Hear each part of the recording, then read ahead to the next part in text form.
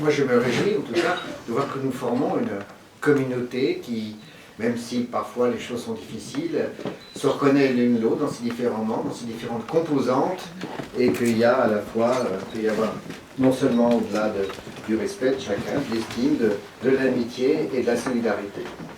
Voilà. Cher Ézéchiel Iskovich, la musique et la littérature font bon ménage. Tout l'art est de fiancer la flûte au corps, le style à l'esprit. Vous êtes né à Buenos Aires et être musicien de formation. Vous avez obtenu, ce qui est tout à fait remarquable, le prix SADEC pour votre œuvre pour orchestre Ricercari. Comment vous prononcez? Ricercari. Créé au théâtre Colón de Buenos Aires. Avec votre épouse, vous êtes installé à Paris en 1985, après avoir obtenu votre diplôme, non pas en comptabilité, mais en composition musicale. Ici, vous avez obtenu, à Paris, un premier prix de composition à l'École normale de musique de Pantin. Et votre œuvre, Piège, au pluriel, est créée au Festival de Besançon. C'est tout à fait magnifique de voir que, porté tout de même par la musique, en même temps, vous retournez en Argentine avec votre famille et vos 3 enfants, voilà, pour rejoindre la librairie familiale. Donc il y a quelque chose entre nous deux commun, puisque moi je n'ai pas été aussi loin, mais j'étais à Rouen, je suis retourné à Paris pour rejoindre aussi l'entreprise familiale.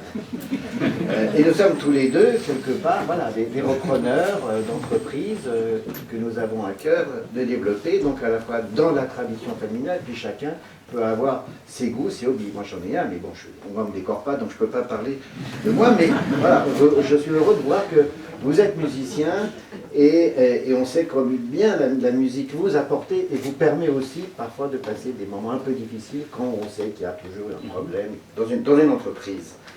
Donc vous rentrez, rejoindre la librairie familiale qui s'appelle, et il va vous le dire, parce que moi je vais l'écorcher, Las Mil y Más Hojas. Las Mil y Una Hojas. Tu ne vas pas bien le son espagnol. À Buenos Aires, qui a été fondée par votre mère en 1985. Pourquoi cette librairie? Pourquoi votre mère? Pourquoi vous? Et ça, on ne sait pas, c'est un peu à la fois le destin et le hasard. En fait, c'est surtout parce qu'il y a eu de belles rencontres entre les écrivains autour de la littérature hispano-latino-américaine. Votre mère a envie de créer un lien de rencontre et elle le crée à travers cette librairie. Et vous, c'est pour ça que vous êtes là, qui allez introduire des ouvrages en littérature française. Mais vous n'êtes pas tout seul. Il y a quelqu'un qui devrait être là à vos côtés et qui mériterait aussi cette reconnaissance de la République, c'est votre père. Parce que votre père est très francophile, votre père Carlos, que je n'ai pas connu, qui est un grand amoureux de la littérature française. Et il vous fait aimer la littérature française. Et donc vous allez développer la littérature, la culture française, avec des rayons, une offre qui va s'étoffer au fil du temps. Et finalement, bon, pour nous, pour la littérature franco-argentine, c'est vous, et elle est née avec vous. Donc là, vous avez des beaux livres, des sciences humaines, la jeunesse, la BD, tout, des méthodes de français.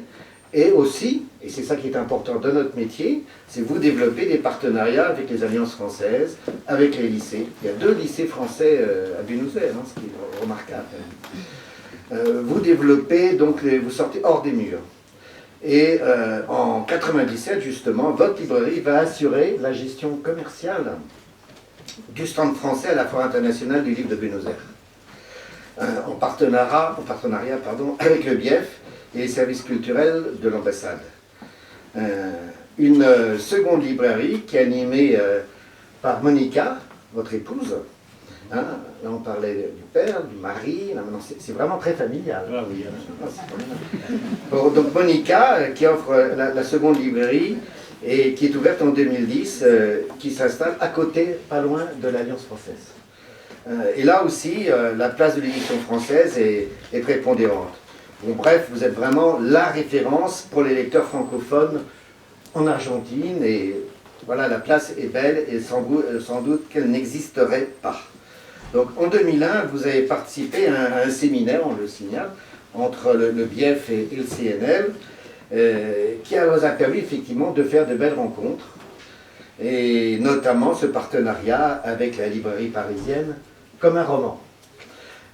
Et ces deux librairies ont pris une belle part en novembre 2011, mais sans doute tout le monde le sait, à l'ouverture de la Nuit des libraires, qui est une festivité organisée par la ville de Buenos Aires, qui aujourd'hui a pris, on le sait, toute sa lumière et toutes ses étoiles. Ce qui vous a permis d'accueillir en plus un ami à moi très proche, votre parrain Daniel Pénac, qui était ravi de venir là-bas. Donc il faudrait souligner qu'effectivement vous avez ouvert votre librairie à un centre de rencontres, de belles rencontres. C'était l'avenue de Delphine de Vigan il y a quelque temps, de Marie-Claude Char, qui s'appelle Marie-Claude, qui a travaillé chez nous à une époque comme attachée de presse, avant d'épouser René Char et de s'occuper de son œuvre. Et donc elle est venue chez nous à propos des 25 ans de la mort de René Char.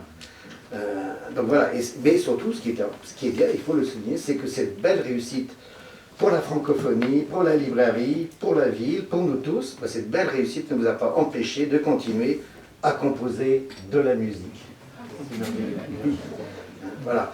Donc je vous propose donc de vous applaudir, de reconnaître et de pouvoir vous décorer. Et je dirais simplement, juste pour terminer, vive la littérature française en Argentine et vive la musique.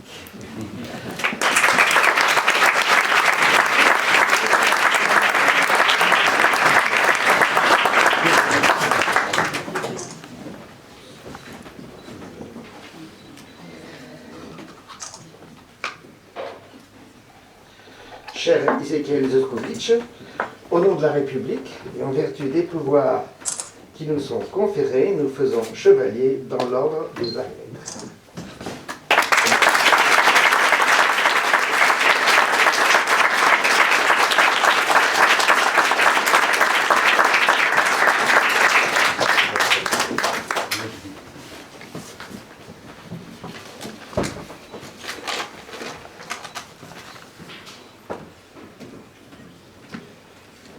Chers amis, chers collègues, je vous remercie de tout cœur cette décoration qui honore notre activité. Je la partage avec mon épouse, Monica, qui est depuis quelques années un moteur indispensable de la librairie, avec ma mère.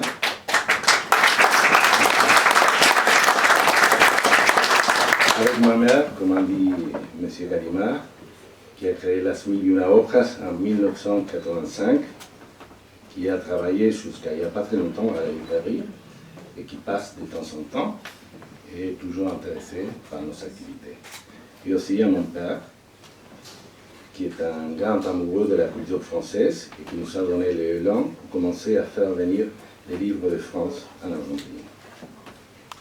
Je remercie aussi à nos libraires qui forment une équipe solide et engagée dans son métier. Cela fait du bien d'être reconnu par son travail. Ceci permet de se détendre un petit moment, de respirer, s'étonner et continuer de suite, mais avec plus de force et conviction avec ses occupations habituelles. Depuis la création de la librairie, cela fera 30 ans l'année prochaine, nous sommes passés par divers moments difficiles à cause des crises économiques et sociales en Argentine. Aujourd'hui même, notre activité des libraires francophones est fragile. Le pays a besoin d'importer des quantités très importantes d'énergie et afin d'équilibrer la balance commerciale, le gouvernement a appliqué des restrictions générales aux importations de tous les produits. Afin d'obtenir les autorisations pour importer des livres français, depuis 2 ans, nous devons expliquer à chaque fois des choses évidentes, comme le fait que les livres en langue française, qui ne se fabriquent pas dans notre pays, ne rentrent pas en concurrence avec les livres édités localement en espagnol. Nous devons aussi expliquer que les livres sont nécessaires. Les élèves, les professeurs, les collèges, les universités, les alliances françaises, les bibliothèques attendent ces livres pour enseigner et apprendre. Les visiteurs des librairies, simplement pour s'informer, entretenir leur plaisir de lire ou de rêver. Nous avons été entendus. L'apport et la collaboration du CNL et du BIEF sous leurs diverses formes est très important pour le soutien de notre activité.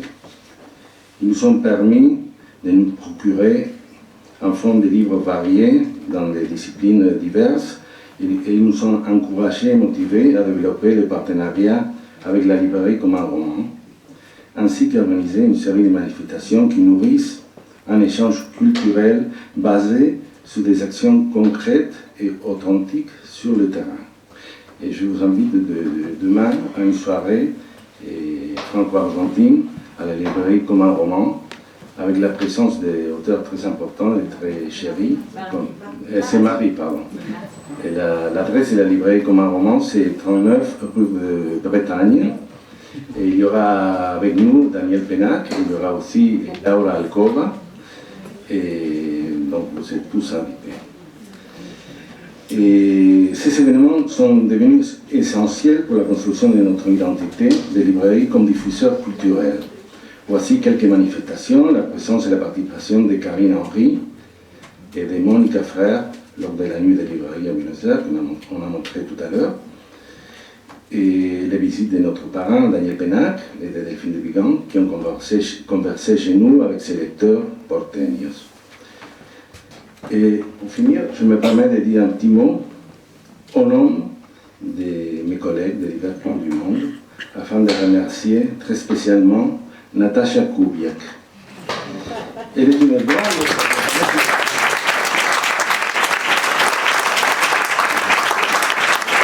Natasha est une grande professionnelle qui connaît notre activité dans les moindres détails. Merci beaucoup, Natasha.